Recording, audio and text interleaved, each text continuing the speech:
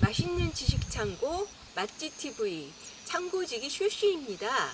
오늘은 답답한 실내를 벗어나 집에서 조금 떨어진 밭에 나왔습니다.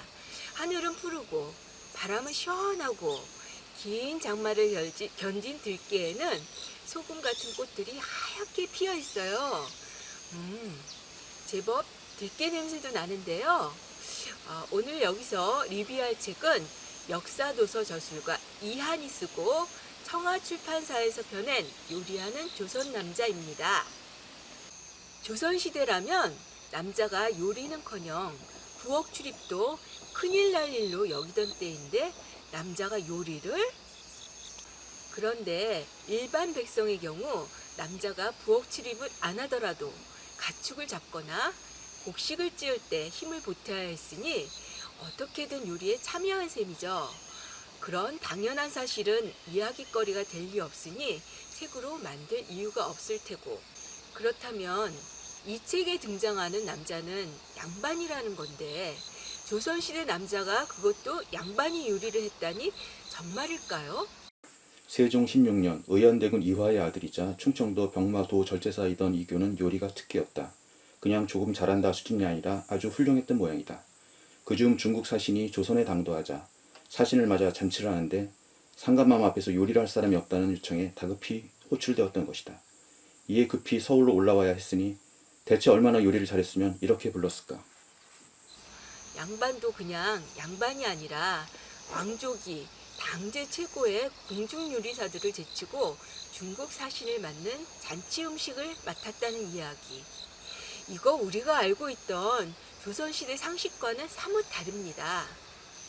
책을 넘기면 또 다른 요리의 달인이 소개되는데 박제가입니다. 학창시절 국사 시간에 들어본 이름이죠? 맞습니다. 국학의를 쓴 조선 후기 대표적 실학자 박제가입니다. 그는 가축을 잡아 그 고기를 요리하는데 아주 뛰어났다고 합니다. 뿐만 아니라 엄청난 대식가이기도 했다네요. 박제가는 먹는 걸 좋아했고 그래서 같은 백탑바 사람들은 박제가를 한 번에 냉면 3그릇, 만두 100개를 먹는 먹보라고 놀려대기까지 했다. 이 정도 먹성이면 인기 먹방 프로그램 맛있는 녀석들에 출연해도 될 정도 아닌가요? 실제로 박제가는 먹는 것을 너무 좋아한 나머지 자기가 팔을 둥둥 걷어붙이고 직접 요리하게 이른 거죠. 여기서 이 책의 제목을 다시 한번 생각해 볼 필요가 있습니다. 요리하는 조선 남자인데 좀 더 정확히 말하면 요리 좋아하는 조선 남자라 할 수 있어요. 박제가만큼이나 먹는 걸 좋아했던 사람으로는 조선을 통틀어 가장 위대한 학자로 꼽히는 다산 정약용입니다. 이러다 역사상 유명한 인물들은 다 나올 판인데요. 그렇습니다. 이 책에 등장하는 요리 좋아하는 조선 남자의 면면을 보면 세종대왕을 필두로 영조, 정조, 목은 이색, 추사 김정희, 연암 박지원, 홍길동전을 쓴 허균, 경국대전의 서문을 쓴 서거정 등등 라인업이 아주 화려합니다. 암튼 정약용도 박제가만큼은 아니어도 스스로 된장을 직접 담글 정도의 실력이었다는데요. 먹는 건 역시 너무너무 좋아했다고 합니다. 자기가 먹은 걸 일일이 글로 남길 정도였으니까요. 그가 남긴 음식에 대한 글로 이런 게 있어요. 주사위처럼 두부 끄느니 네모가 반듯한데 띠싹으로 꼬치를 꿰어라. 긴 손가락 길이만 하게. 뽕나무 버섯, 소나무 버섯을 섞어 넣고 호초와 서기를 넣어 향기롭게 무치어라. 다리 없는 솥에 담고 장작불을 지피니 거품이 높고 낮게 수다에 끓어오르네. 큰 주발로 하나씩 먹으니 각기 만족하는구나. 이 음식이 무언가 하니 연포탕이랍니다. 연포탕 하면 보통 낙지와 박을 넣고 끓인 걸 떠올리는데 사실 연포탕은 두부국이었답니다. 닭고기 국물에 두부를 넣어 끓인 음식이었던 거죠. 젊은 시절 정약용은 친구들과 각자 닭 한 마리씩 잡아들고 산으로 놀러가서 연포탕을 끓여 먹습니다.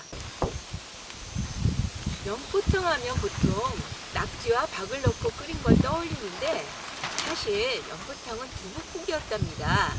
닭고기 국물에 두부를 넣어 끓인 음식이었던 거죠. 젊은 시절 정약용은 친구들과 각자 닭 한 마리씩을 잡아들고 산으로 놀러가서 연포탕을 끓여 먹습니다.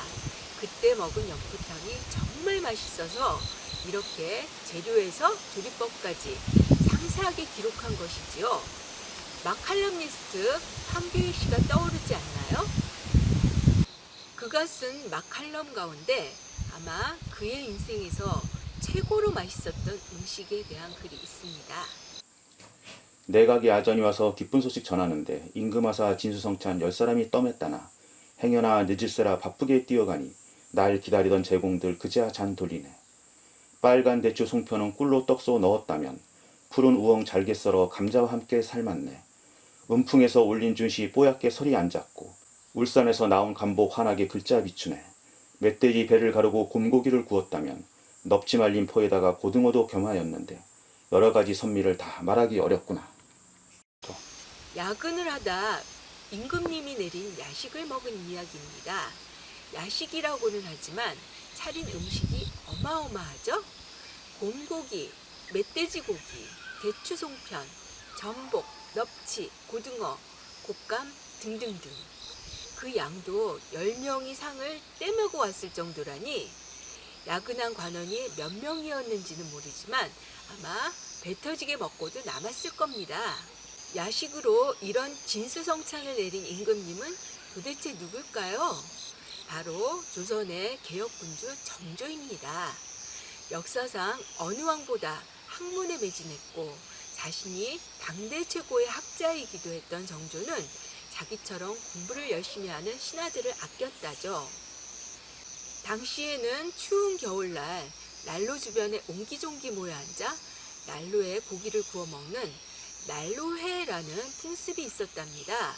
정조는 나라와 백성을 위해 애쓰는 신하들과 함께 눈이 내리는 궁궐마당에 난로를 놓고 둘러앉아 고기를 구워 먹고 싶었는지도 모르겠습니다. 자신들이 꿈꾸는 세상을 이야기하면서 말이죠. 그렇다고 임금과 신하가 그렇게 하긴 주의 시선도 있으니까 진수성찬을 하사하는 걸로 대신했겠죠. 비록 얼굴을 마주하고 음식을 나누진 않았지만 정조는 음식과 함께 시의 도입 부분을 한 수 내립니다. 이에 신하들은 맛있게 음식을 먹으며 임금이 내린 시에 맞추어 시를 이어갔죠. 어둠을 밝히듯 하얗게 눈이 내리는 밤 본신간에 맛있는 음식을 먹으며 시로 대화를 나누던 장면에 뭔가 가슴이 울컥합니다.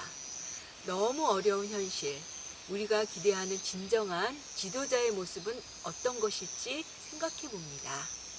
실제로 이들은 동서양의 각종 도서와 자료들 속에서 찾아낸 이론과 경험을 바탕으로 기득권 세력으로 부패한 도시 한양 대신 새로운 시대의 중심이 될 신도시 수원화성을 건설합니다. 그것도 오늘날 세계인이 깜짝 놀랄 정도의 아주 과학적이며 합리적으로, 그리고 무엇보다 백성들의 입장을 최우선으로 고려하여 말이죠. 개혁군주 정조와 그의 동지들의 꿈이 서린 수원화성을 찾아가고 싶어집니다. 간 김에 수원 왕갈비도 뜯고 말이죠. 벌써부터 입에 침이 고이는데요. 이상 요리하는 조선 남자 리뷰를 마칩니다.